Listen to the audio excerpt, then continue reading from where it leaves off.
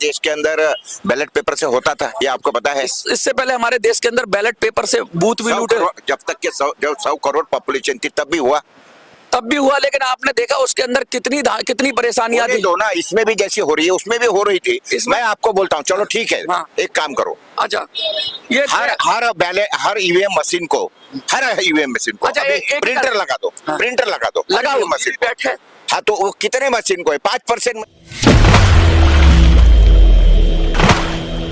और ईवीएम का आंदोलन इस तरह से जोर पकड़ रहा है कि ऐसे समय में भी जब दिल्ली में 144 लगी हुई है, नई दिल्ली खासकर एरिया में, ईवीएम का विरोध में प्रदर्शन करते जा रहे हैं। सबसे पहले दिग्विजय सिंह जी ने बोला ईवीएम के बारे में, केजरीवाल जी ने विधानसभा में ईवीएम के बारे में बोला, सारे नेता बोल रहे हैं ईवीएम के बारे में। हमारे साथ एक गणमान्य व्यक्ति, हम उनसे नाम पूछेंगे और पूछेंगे ईवीएम के बारे में उनकी क्या राय है। सर, क्या नाम है आपका? मैं प्रकाश पोहरे हूँ, महाराष्ट्र से हूँ। हमारा 3 अखबार है, दैनिक देशोन्नति, हिंदी में राष्ट्र प्रकाश करके। देशोन्नति का हमारा करीब 4-4.5 लाख का सर्कुलेशन है पूरी स्टेट के अंदर। तो ईवीएम के आप लोग कवर करने आ रहे हैं, मोटा प्रोस्पेक्टिव है। कुछ लोग कह रहे हैं ईवीएम खराब है, कुछ लोग कह रहे हैं ईवीएम अच्छी है, ईवीएम से समय बचता है, लेकिन सत्य कहते हैं कहीं बीच में कहीं होता है। क्योंकि हमने बैलेट पेपर की मांग कर रही है, जो लोग धरना प्रदर्शन के लिए आ रहे हैं लगातार बैलेट पेपर की मांग कर रहे हैं, लेकिन बैलेट पेपर के हमने अपने नुकसान देखे कैसे प्रिजाइडिंग ऑफिसर ने अभी जो बैलेट पेपर में किस तरह से धांधली की थी पंजाब के अंदर, चंडीगढ़ के चुनाव के अंदर, और उससे पहले पाकिस्तान का हम देख रहे हैं कि वहां पर भी बहुत सारे आरोप लगे कि बैलेट पेपर को गिना गया, गलत गिना गया, उसमें काउंटिंग में जबरदस्ती डाले गए। तो बैलेट पेपर की अपनी बहुत सारी खामियां हैं, लेकिन ये जो प्रदर्शन करने वाले आ रहे हैं, कह रहे हैं ईवीएम हटाओ, बैलेट पेपर लाओ, क्या सहमत है आप इनकी बात से? देखिए, मेरा ये कहना है, अभी देखिए भारत के अंदर राम की स्थापना हो गई है। हाँ। और मोदी जी ने मंदिर बनवाया है, वहां पे उन्होंने राम का वहां पे प्रतिष्ठापना कर दी है।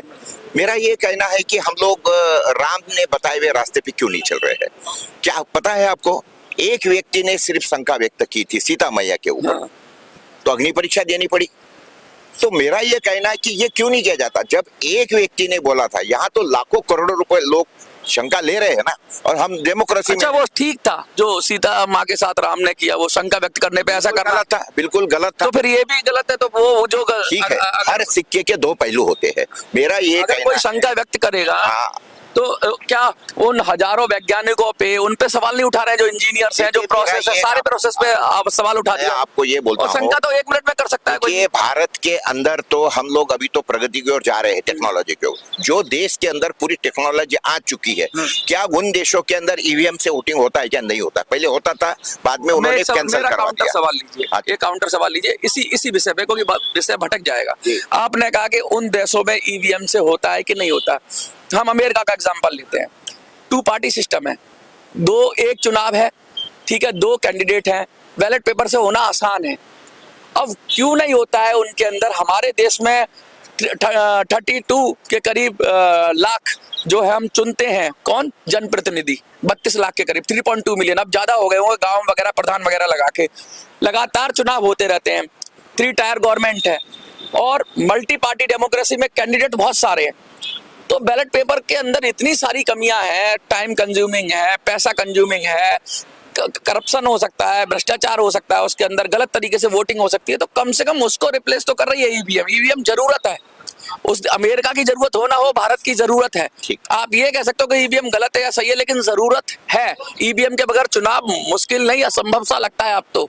इसके पहले हमारे देश के अंदर बैलेट पेपर से होता था, ये आपको पता है? इससे पहले हमारे देश के अंदर बैलेट पेपर से बूथ भी लूटे, जब तक के 100 करोड़ पॉपुलेशन थी तब भी हुआ, लेकिन आपने देखा उसके अंदर कितनी परेशानियां थी। दो ना, इसमें भी जैसी हो रही है उसमें भी हो रही थी। मैं आपको बोलता हूँ, चलो ठीक है, हाँ। एक काम करो, अच्छा, ये हर ईवीएम मशीन को, अच्छा, प्रिंटर लगा दो, हाँ। प्रिंटर लगा दो, लगाओ मशीन बैठे।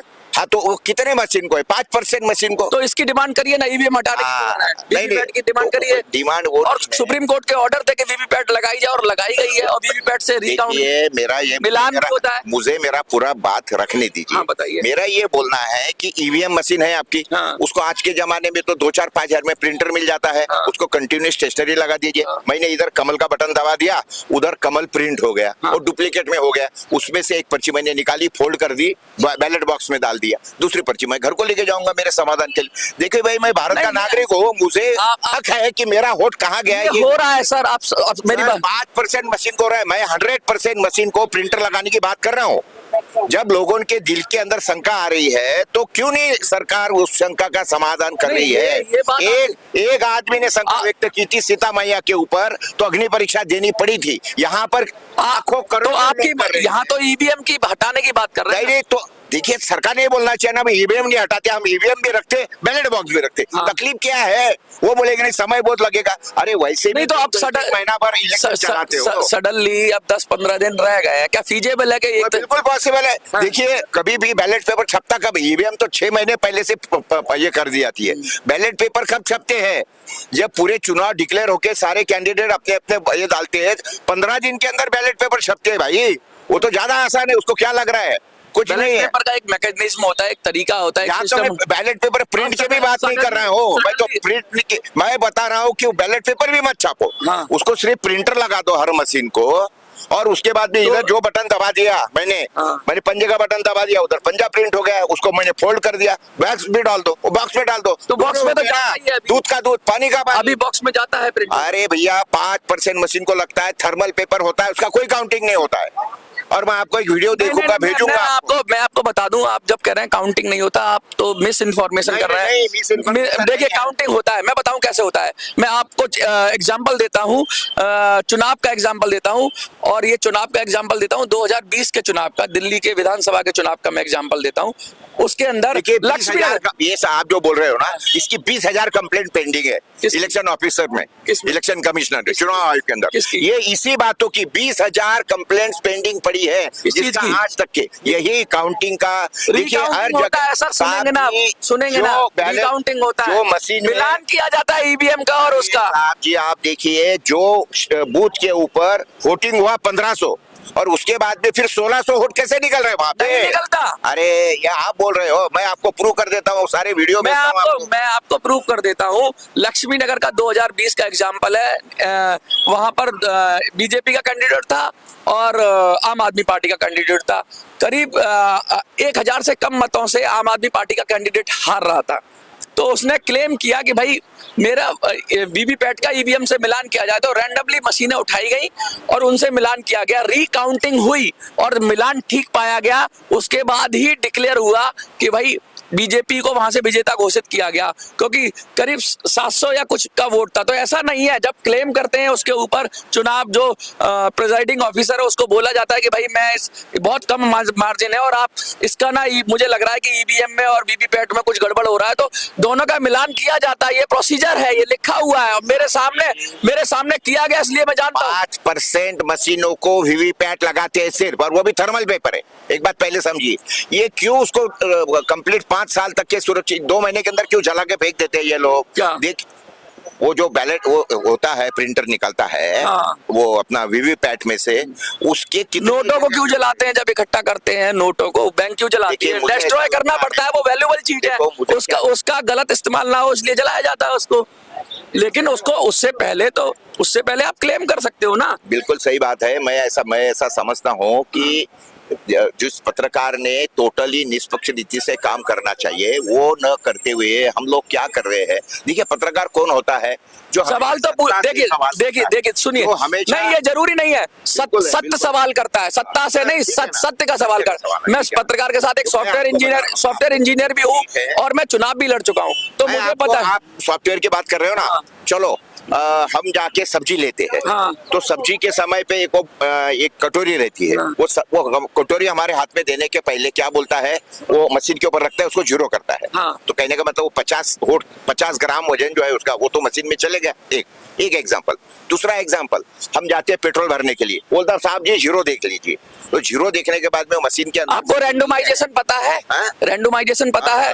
आपको चुनाव में घुसने से पहले जब काउंटिंग करके चेक कराया जाता है, वो पता है ईवीएम का कंट्रोल यूनिट पता है आपको? मैं नहीं पता है, नहीं पता है आपको। 50 वीडियो। देखिए, आप एक पत्रकार है और मिस इन्फॉर्मेशन मत फैलाइए। जैसे कि वो जीरो करता है ना, ये है ना, वो जीरो बताता हूँ मैं आपको, मोबाइल के अंदर तो बहुत कुछ मोबाइल है, 2 मोबाइल समझ लो, आपका मोबाइल मेरा मोबाइल। मैं कह रहा हूँ, मेरी बात सुनिए, मुझे सवाल मुझे मैं ये कह रहा हूँ कि आप सरकार को डिपेंड मत करिए। नहीं, सरकार को डिपेंड नहीं, हाँ, या आप सरकार depend है। आपके प्रश्न को आपने जो प्रश्न उठाया, आपने प्रश्न ये उठाया कि उसको जीरो नहीं करते हैं, उसको चेक नहीं करते। तो मैं बता दूं, सभी कैंडिडेट्स को बुलाकर जो वहां का प्रिजाइडिंग ऑफिसर होता है वो दिखाता है, ईवीएम का रैंडमाइजेशन प्रोसेस होता है। नहीं, उसके बाद सुबह सुबह वोट डाल के दिखाया जाता है, कंट्रोल यूनिट के अंदर वोट ट्रांसफर हो रहा है नहीं हो रहा। सुबह सवेरे जब आपके सारे पोलिंग एजेंट बैठते, सुनिए पहले पूरी बात, पोलिंग एजेंट को दिखाया जाता है, उसके बाद फिर वोट को जीरो किया जाता है, फिर से प्रोसेस शुरू किया जाता है। तो ये जो आप कह रहे हो कि चेक करके नहीं दिखाया जाता है, आपने ये देखा नहीं है कि जो मशीन पेट्रोल की जीरो करके बताते हैं उसके अंदर से 1000 ml के जगह पे 920 950 ml निकाले जाता है। देखा है आपने? वीडियो देखिए सब। सर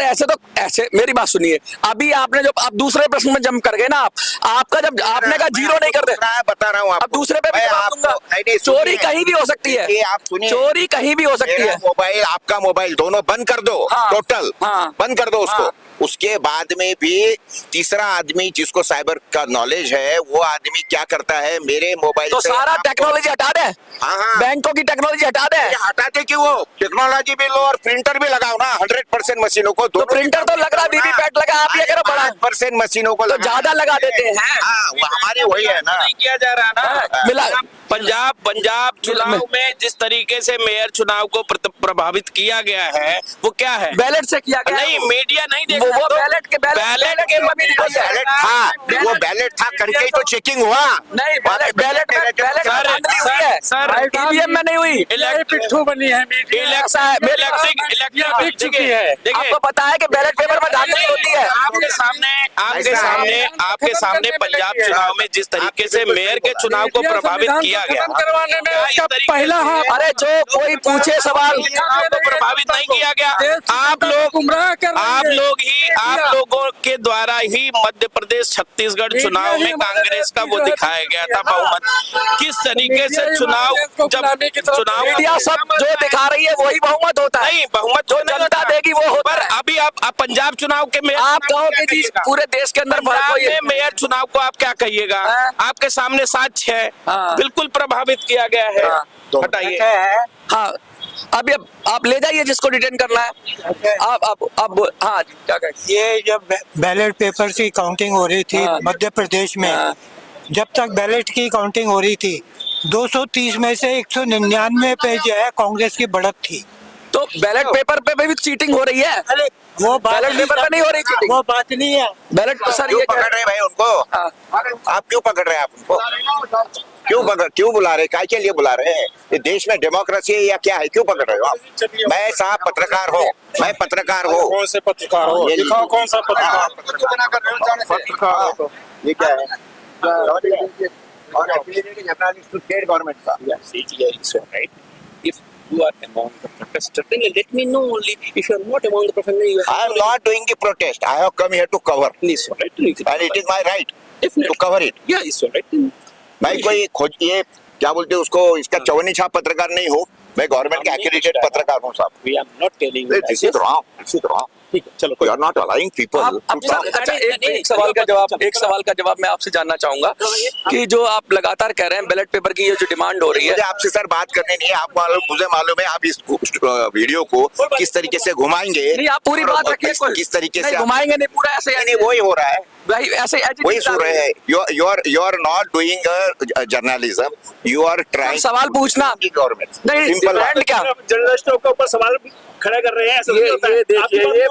देखिए आपको बोलने आपको विश्वास मीडिया पे भी नहीं है, नहीं मीडिया पे विश्वास है। सरकार पे विश्वास आप अपनी बात रखिए। देखिए दोनों बातें रखी जाएंगी तभी तो सत्य मैं निकलेगा। क्या बता आप रहा भी हूँ? आपकी बात बोले क्या? आपकी बात में बात मिला है? मैं क्या बता रहा हूँ आपको, आप एक बात बताइए। समझिए हाँ। कि जैसा मैंने बताया ना आपको हाँ। कि ये अगर समझ लो ये मोबाइल को बंद कर दिए टोटल, हाँ उसके बाद में भी साइबर का क्राइम का जो एक्सपर्ट है मुंबई का, उसने ये बताया कि दोनों मोबाइल बंद है, हाँ मेरा आपका दोनों बंद है। उसने उसके मोबाइल से मेरे मोबाइल में मैसेज, मैं भी मेरे सर- मोबाइल के थ्रू मैसेज भेजा कि आप बड़े नालायक गधे आदमी हो, और आपने जब मोबाइल चालू किए तो आपको दिखा कि मैंने आपको गधा बोला। तो आपको तो क्या हो जाएगा, आप तो बोलेंगे सॉफ्टवेयर इंजीनियर अरे, हूँ सर, मैं एक सॉफ्टवेयर इंजीनियर हूँ, मेरे से पूछे, मैं जवाब देना चाहूंगा। बंद मोबाइल में ये बातें हो सकती है, मोबाइल से तो मतलब EVM होता है। मशीन भेजा सर, आपने ऑन किया, इंटरनेट ऑन हुआ तब तो आपका मैसेज आया। वही मैं बोल रहा हूँ ना, तो ये जो है मैं एक सॉफ्टवेयर जो इंजीनियर हूँ, है- मैं आपका जवाब दूँ सर। सर सॉफ्टवेयर इंजीनियर हाँ, आपके माइकी हाँ, तो आप एक पढ़े लिखे इंसान है, हाँ। आपने कहा मैसेज भेजा एक मोबाइल से दूसरे मोबाइल के अंदर इनबिल्ट वायरलेस चिप होती है, आप समझिए, तो आप ईवीएम के अंदर नहीं है। इसमें गारंटी है कि इसके अंदर नहीं है। नहीं, सरकार कह रही है, और चुनाव आयोग मशीन बनाने वाले मशीन फैक्ट्री के अंदर इनके 4 लोग डायरेक्टर करके बैठे हैं। हाँ। वो क्या के लिए बैठे हैं, क्या जरूरत है? तो आप पूरे सिस्टम पे ही सवाल उठा रहे हैं सवाल ही पैदा नहीं होता। क्या? पूरे तो बैलेट पेपर सही हो जाएगा, बैलेट सर अगर ये देखिए ये बात है, जब इनसे पूछा गया कुछ भी कह के निकल जाना बड़ा आसान है, लेकिन जब मैंने पूछा इनसे कि मोबाइल की, इन्होंने एग्जांपल दिया कि मोबाइल के जरिए मैसेज ट्रांसफर हो गया, तो मोबाइल में जो होती है, जो चिप होती है, वो वायरलेस चिप होती है, ऐसी डिवाइस होती है जिससे वायरलेसली कनेक्ट किया जा सकता है। लेकिन ईवीएम के अंदर चुनाव आयोग का कहना है कि कोई भी वायरलेस चिप नहीं है, और उसका पूरा जो सर्किट है वो पूरी तरीके से ऐसा है कि जिसके अंदर वायरलेस किसी तरीके से कनेक्टिविटी नहीं हो सकती, सिर्फ वायर से कनेक्टिविटी हो सकती है, वो भी कंट्रोल यूनिट के साथ। तो उस बात पर गोलमोल जवाब देके ये बोल दिया गया कि डायरेक्टर बैठे हैं तो वायरलेस चिप क्या पता हमें लगी हो नहीं लगी हो। अब ये कौन तय करेगा कि कहां तक चेकिंग करेंगे? हर चीज पर अगर आप संदेह करेंगे तो कहीं ना कहीं तो रुकना पड़ेगा। हमारे वैज्ञानिकों पे संदेह कर सकते हैं, आप किसी चीज पर भी संदेह कर सकते हैं, लेकिन जब टेक्निकल सवाल पूछा जाता है तो जवाब नहीं होता, सिर्फ आरोप लगाया जाता है और आरोप लगा के चले जाते हैं। वो चाहे सीनियर पत्रकार हो, चाहे प्रोटेस्ट करने वाले हो, लेकिन आरोप लगातार लगाए जा रहे हैं। लेकिन जब चुनाव आयोग कहता है आइए और हैक करके दिखाइए मेरे प्राइमिसेस में, अगर आप देखिए टेम्परिंग और हैकिंग का फर्क होता है। टेम्परिंग करना यानी ईवीएम के अंदर छेड़छाड़ करना। अगर कोई ईवीएम के अंदर छेड़छाड़ करता है, टेम्पर करता है, उसमें कोई चिप लगा लेता है, उसका सर्किट को कर देता है खराब, तब तो हो सकता है। लेकिन अगर हैक करने का मतलब होता है कि ईवीएम दूर रखी है, आपको टच नहीं करना है और उसके अंदर से मैसेज जो ये कह रहे थे अभी उसको निकालना है, तो ये भी कंफ्यूजन किया जा रहा है टेम्परिंग और हैकिंग का। अगर आपको ईवीएम दे दे सरकार तो आप तो उसको टेम्पर करके भी ले जा सकते हो और कह सकते हो इसमें खराबी हो गई।